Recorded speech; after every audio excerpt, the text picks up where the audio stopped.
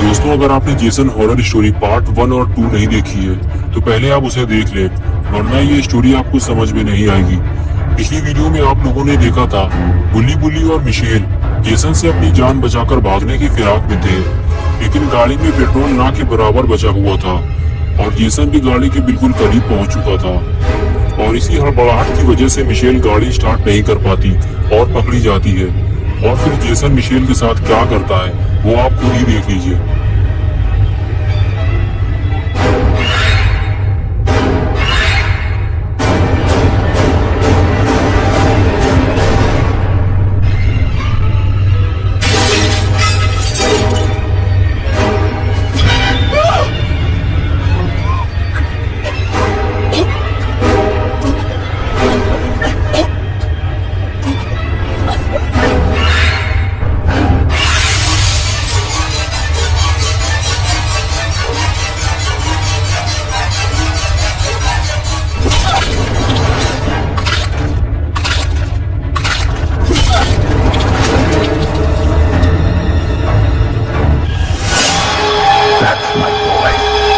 Hunt them down and make them pay.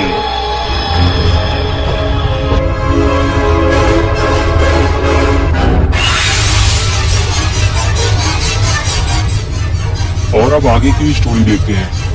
बुल्ली और बुल्ली की किस्मत अच्छी है कि ये दोनों गाड़ी से बाहर निकलकर भागने में कामयाब हो गए, वरना जेसन इन दोनों को भी मिशेल की तरह मार डालता। लेकिन जेसन इतनी आसानी से तो इन दोनों को यहाँ से नहीं जाने देगा। ये पूरा एरिया जेसन का है और जेसन यहाँ आने वाले किसी भी इंसान को जिंदा नहीं छोड़ता, तो फिर वो बुल्ली और बुल्ली को जिंदा कैसे छोड़ सकता है। जेसन 5 लोगों को पहले ही मार चुका है और अब वो बुल्ली और बुल्ली के पीछे जा रहा है। लेकिन बुल्ली और बुल्ली कब तक अपनी जान बचाकर भागते रहेंगे? इन दोनों को इस एरिया से बाहर निकलना होगा, लेकिन कैसे? क्योंकि बुल्ली बुल्ली के स्कूटर में पेट्रोल ही नहीं है और कार का पेट्रोल भी खत्म हो चुका है। लेकिन हाँ, केविन ने मरने से पहले बताया था कि गाड़ी में थोड़ा पेट्रोल है। अगर कार स्टार्ट हो गई तो बुल्ली और बुल्ली यहाँ से निकल सकते हैं। बुल्ली और बुल्ली भागते हुए एक घर के पीछे छुप जाते हैं। तभी बुल्ली के दिमाग में एक आइडिया आता है। वो बुल्ली से कहता है कि बुल्ली, क्या तुम कार स्टार्ट कर सकते हो? लेकिन मिशेल उसे स्टार्ट नहीं कर पाई थी और जेसन ने उसे मार डाला। बुल्ली कहता है, हाँ मैं कर सकता हूँ, लेकिन मुझे थोड़ा टाइम चाहिए होगा। लेकिन जेसन बहुत तेजी से बुल्ली और बुल्ली की तरफ ही आ रहा है। ये देखते ही बुल्ली बुल्ली से कहता है कि तुम जाकर गाड़ी स्टार्ट करो, मैं जेसन को दूसरी तरफ लेकर जाता हूँ। ये कहकर बुल्ली दूसरी तरफ चला जाता है और बुल्ली गाड़ी की तरफ जाता है।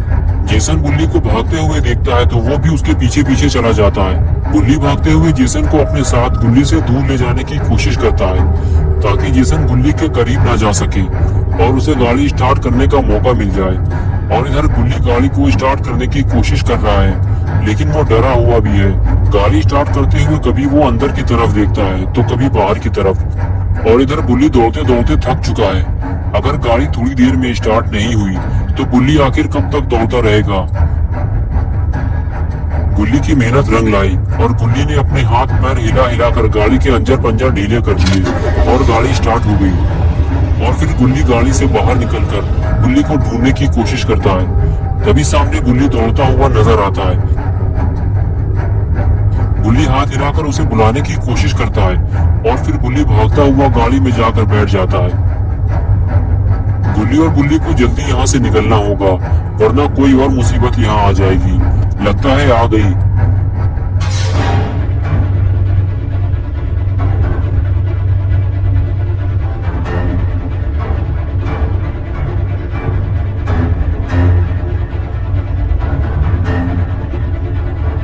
बुल्ली आगे नहीं जा सकता, इसलिए वो गाड़ी को बैक करता है।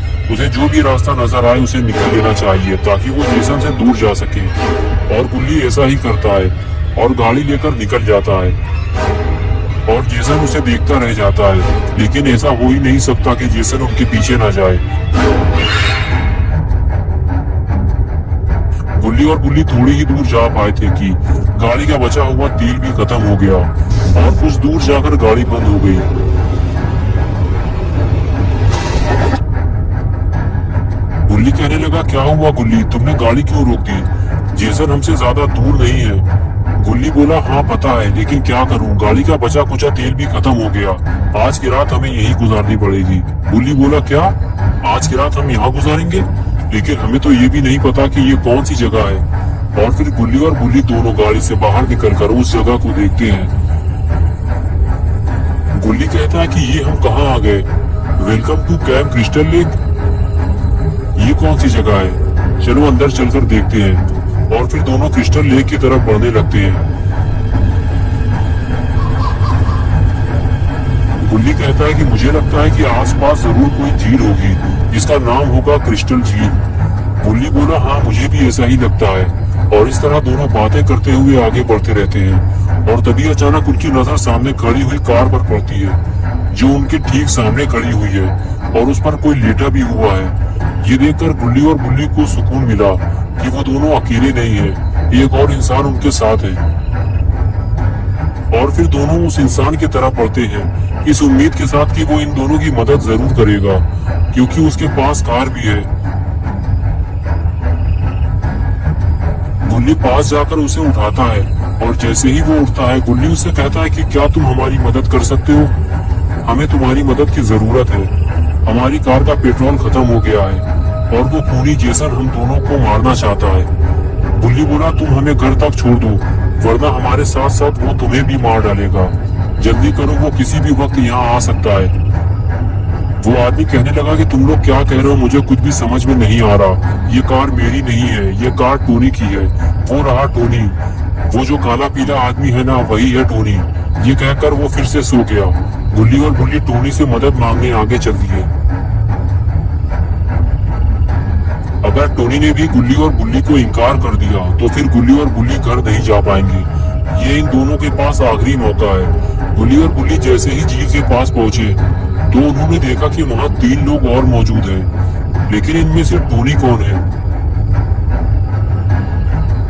गुल्ली ने आगे बढ़ते हुए पूछा कि तुम में से टोनी कौन है? तो नाव में बैठी हुई लड़की ने कहा क्या काम है तुम्हें टोनी से? वो दारू पी के ढेर हो चुका है।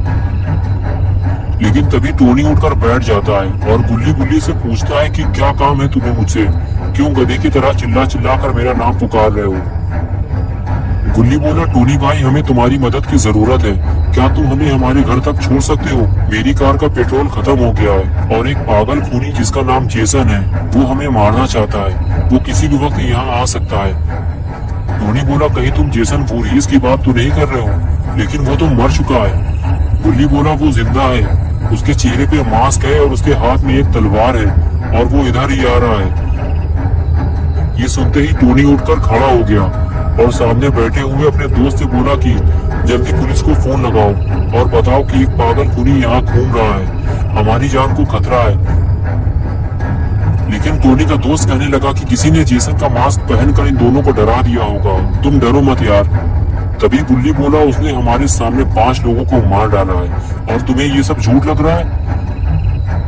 और तभी पीछे से टोनी आया और कहने लगा चलो मेरे साथ, मैं तुम लोगों को तुम्हारे घर छोड़ देता हूँ। और इधर टोनी के दोस्त ने बात को सीरियसली लेते हुए पुलिस को फोन कर दिया। और इधर गुल्ली गुल्ली टोनी के साथ घर चल दिए। लेकिन आगे कोई रास्ता न होने की वजह से गुल्ली और गुल्ली को वापस उसी रास्ते से जाना पड़ा जहाँ से वो आए थे।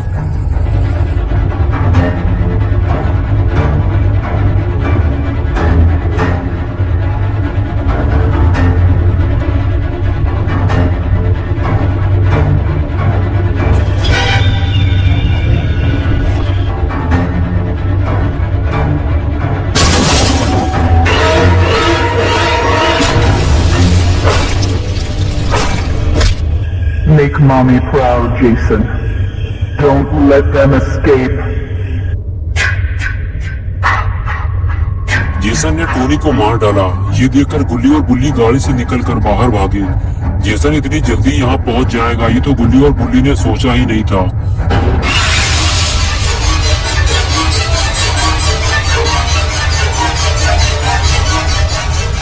गुल्ली और गुल्ली चिल्लाते हुए वापस आए और कहने लगे सब लोग जल्दी निकलो यहाँ से, जेसन आ गया है। उसने टोनी को कार के अंदर ही मार डाला है और हम सब भी एक एक करके मरने वाले हैं। ये सुनकर सबकी हालत खराब हो गई, लेकिन टोनी का दोस्त बुल्ली और बुल्ली पे भड़क गया और कहने लगा ये तुम लोगों का ही काम है, तुम लोगों ने ही टोनी को मारा है। और तभी अचानक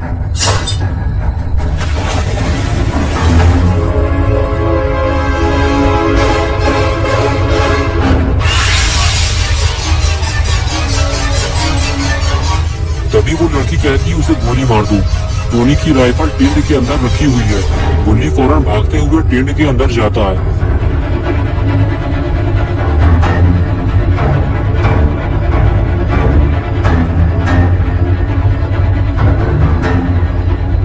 लेकिन बुल्ली एक बेवकूफी कर देता है। वो दौड़कर जेसन को एक जोरदार किक मारता है, लेकिन जेसन पर उस किक का कोई असर नहीं होता। बुल्ली खुद उल्टा मुसीबत में फंस जाता है। लेकिन तभी बुल्ली राइफल ले आता है और देखते ही देखते वो जेसन को गोली मार देता है। Jason, my boy, do you know what your gift is? No matter what they do to you, you cannot die. You can never die. लेकिन जेसन मरता नहीं है। वो थोड़ी देर के लिए फ्रीज हो जाता है और तभी बुल्ली दौड़ता हुआ जाता है और जेसन का मास्क उतारने की कोशिश करता है और कुछ ही देर में वो जेसन का मास्क उतार लेता है। लेकिन बुल्ली ने जेसन का मास्क उतार के अच्छा नहीं किया। तो क्या होगा अब बुल्ली के साथ, और आखिर क्यों मारता है जेसन बेकसूर लोगों को, ये हम देखेंगे पार्ट 4 में। तो दोस्तों, अगर आपको ये स्टोरी अच्छी लगी है और आप पार्ट 4 देखना चाहते हैं तो इस वीडियो को लाइक करें, चैनल को सब्सक्राइब करना और बेल आइकन दबाना ना भूलें।